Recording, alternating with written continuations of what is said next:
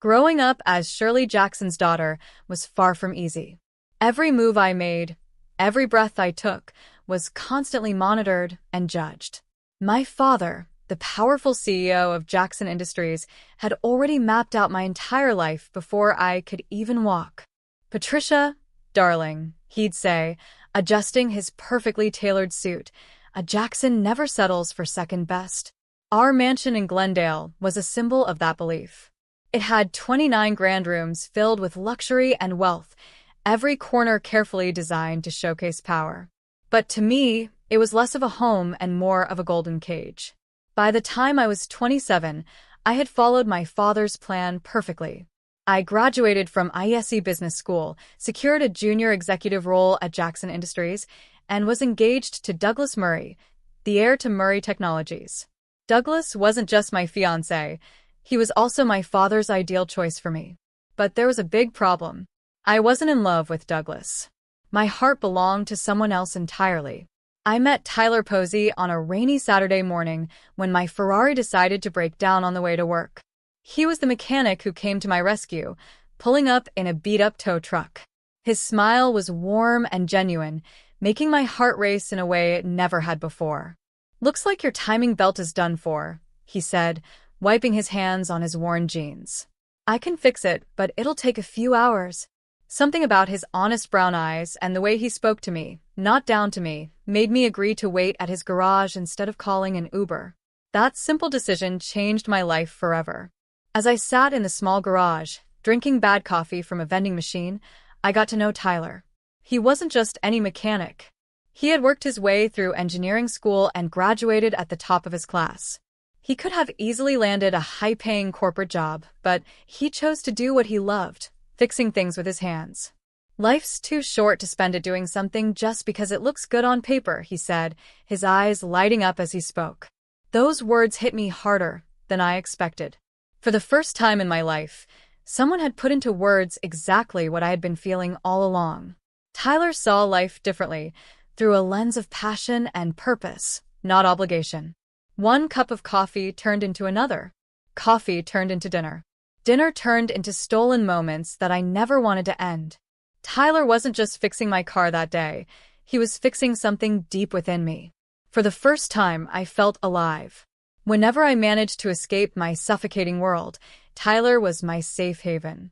He never asked about my family's wealth or tried to impress me with fancy dinners or expensive gifts.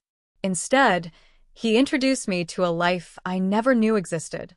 We went on midnight drives along the coast, had simple picnics in hidden parks, and laughed until our stomachs hurt.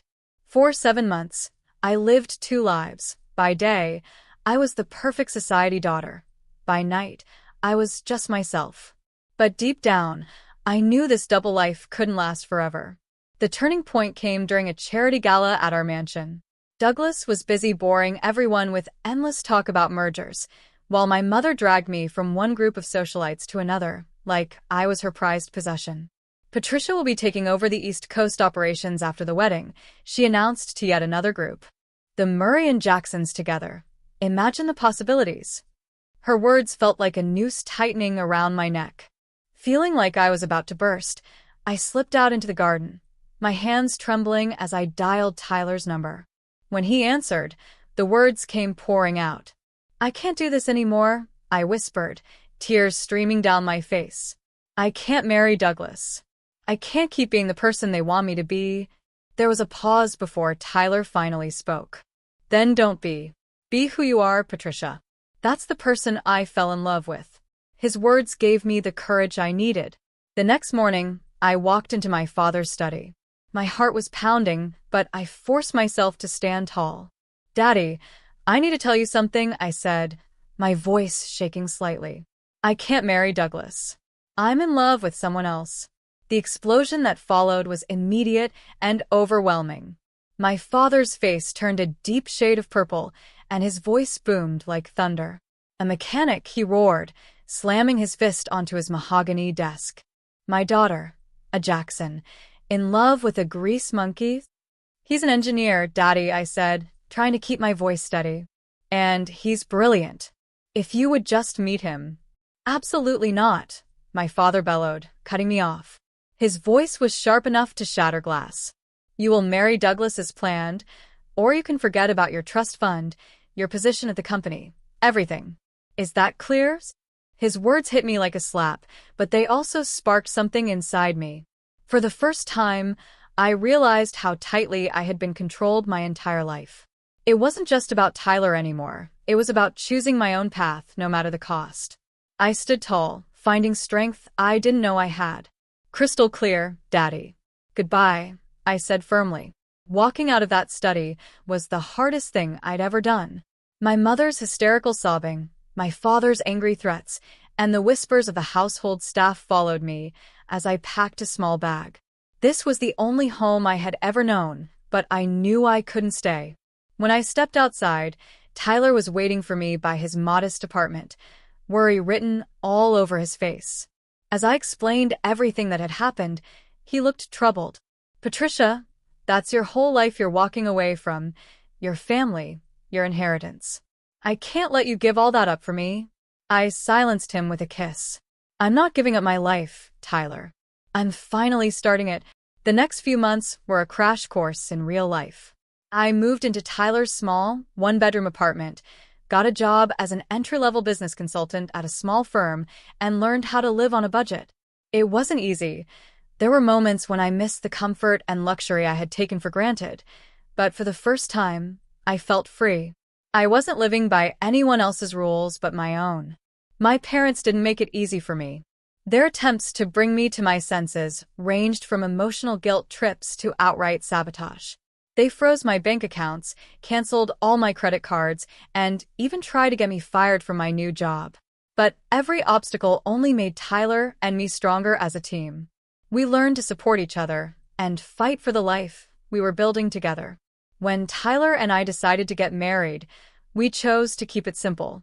We planned a small ceremony in a local park. There was no designer gown, no extravagant decorations, and no society photographers. Just us and a few close friends who truly cared about us. It was everything I wanted, a day that was about love, not appearances. On the morning of the wedding, I received a text from my mother. "Your father and I will be attending. This is your last chance to fix this mistake." My heart raced as I showed the message to Tyler. He gently squeezed my hand. "It's your call, love. Whatever you want." Despite everything, I wanted them there. They were still my parents, and a part of me hoped they might finally see how happy I was. I took a deep breath and replied, "I'd like you to come." No more arguments, though, just be there. For once, I felt in control of my choices, and no matter what happened, I knew I was finally living the life I had chosen for myself. As I walked down the makeshift aisle in my simple white dress from a department store, my eyes immediately found Tyler. He stood at the end, waiting for me, his smile radiating warmth. But behind him, I noticed my parents. My father looked as if he'd bitten into something sour, while my mother dabbed at her eyes with a monogrammed handkerchief. Neither of them made a move to join the ceremony. Their presence felt heavy, but I focused on Tyler and the life we were beginning together. The reception was a casual barbecue in the park, surrounded by our close friends. No elaborate decorations, no high-end catering, just laughter, love, and the kind of joy money couldn't buy. My parents, however, weren't there to celebrate. They saw this as their last chance to sway me. "Patricia, darling," my mother began, her voice thick with desperation. "It's not too late. Douglas would still take you back. Think about what you're throwing away." My father, always direct, added coldly, "This is your last chance. Stay with this man, and you'll never see a penny of your inheritance. Is that what you want? A life of poverty?" I glanced at Tyler, standing nearby in his rented suit, laughing and chatting with our friends. He was so at ease, so genuine. Then I looked back at my parents, trapped in their rigid world of wealth and expectations. Their words didn't scare me anymore. "What I want," I said, my voice steady and clear, "is to be happy. Tyler makes me happy. If you can't understand that, then maybe we don't need your money, or you, in our lives." My father's face turned a deep shade of purple. "You're no daughter of mine," he spat, spinning on his heel. My mother hesitated for a moment, her eyes filled with regret. But in the end, she followed him. Together, they stormed off, leaving me standing there. I watched them go, feeling a strange mix of sadness and relief. Tyler appeared beside me, wrapping his arm around my waist. "You okay?" he asked gently. I leaned into him, feeling the solid comfort of his presence. "Never better," I said, watching my past walk away for good. That was 7 months ago. Since then, Tyler and I have built a life together, one filled with hard work and even harder love. Tyler continued running his garage while taking night classes to earn his master's degree.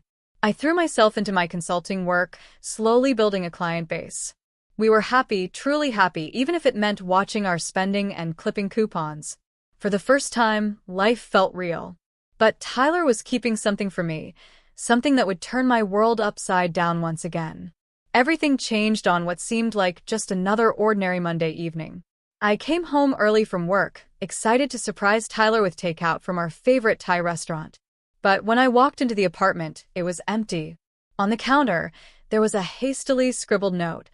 "Working late at the garage. Love you." It wasn't unusual for Tyler to work late, but something felt off. Lately, he'd been distracted, taking mysterious phone calls and working strange hours. A knot formed in my stomach as my mind wandered to dark thoughts. Was something wrong? Was I about to lose everything again? Unable to sit still, I decided to bring dinner to him at the garage.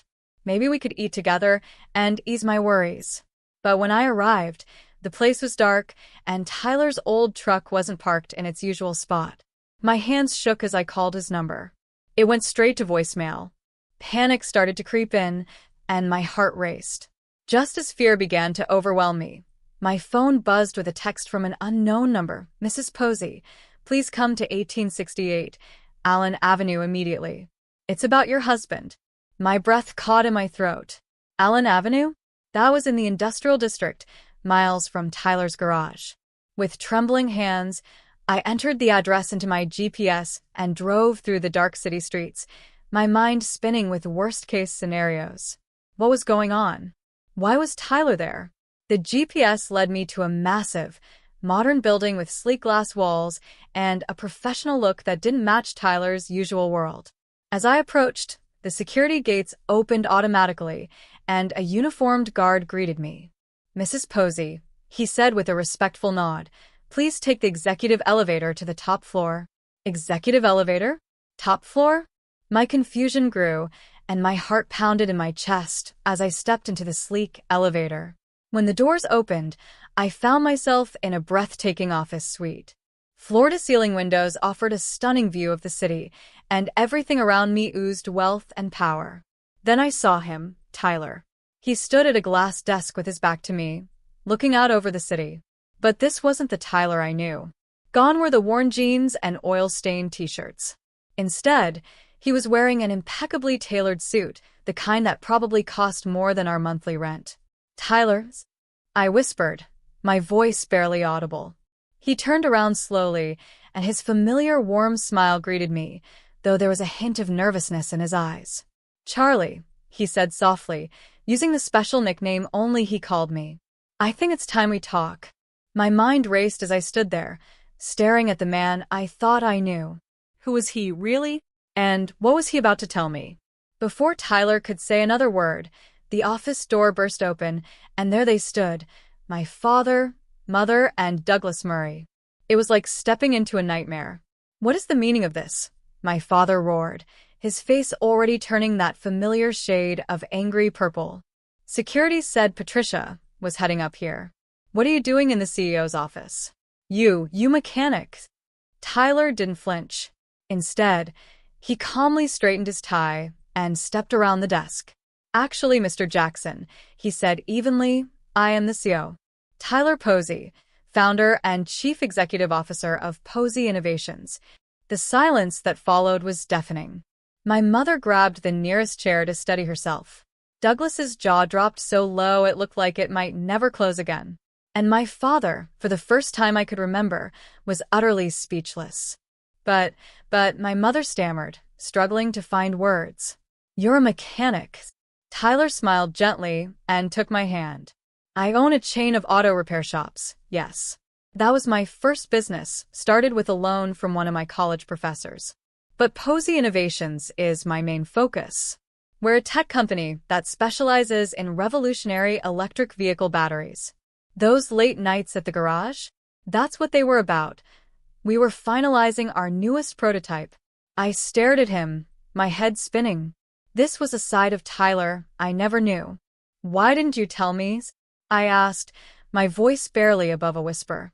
Tyler turned to me, his eyes soft and full of understanding. Because I needed to know, he said. When we met, I had just made the Forbes 50 under 50 list. Every woman I dated before you only cared about my money or my status. But you fell in love with me when I was just a mechanic.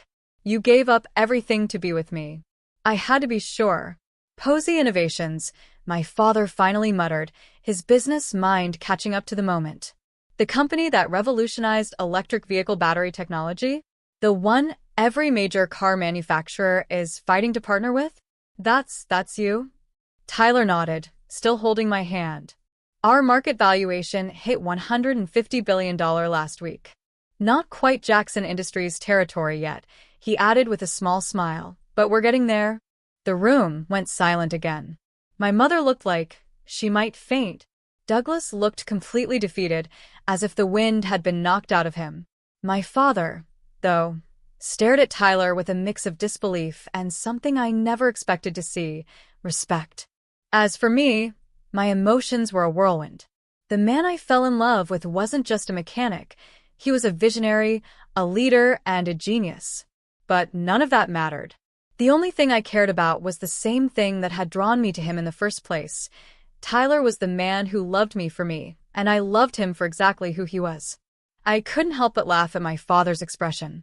All those months of looking down on Tyler, dismissing him as nothing more than a poor mechanic, and here he was, secretly building an empire right under their noses. Tyler's voice grew sharper as he spoke. Now, I think we should discuss how you've treated your daughter. The same daughter, by the way, who just became one of the largest shareholders in Posey Innovations when she married me. My father's face turned pale. Jackson Industries had been struggling to break into the electric vehicle market for years. A partnership with Posey Innovations would have been a game changer, and he knew it. Now see here, my father blustered, trying to regain control. We were only looking out for Patricia's best interests. By damaging hers? Tyler countered, his voice calm but firm, like steel wrapped in silk. By trying to get her fired? By making her cry herself to sleep for weeks. I finally found my voice. Daddy, you always taught me that Jacksons never settle for second best. Well, I didn't. I married the most brilliant, kind, and successful man I've ever known. And I did it without knowing about any of this. Patricia, sweetheart, my mother said, stepping forward with her arms outstretched. We were wrong. We see that now. Please come home. I looked around the magnificent office, then at Tyler, my wonderful husband, who had let me find my own way, supported me, and helped me grow stronger.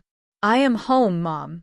But if you want to be part of our lives, you'll have to accept us on our terms. No more manipulation. No more control. My father looked like he was choking on something bitter and unpleasant. And what about Jackson Industries? He asked stiffly. Tyler smiled, calm, but with a hint of mischief. Well, sir, we've actually had several offers from your competitors for exclusive partnerships.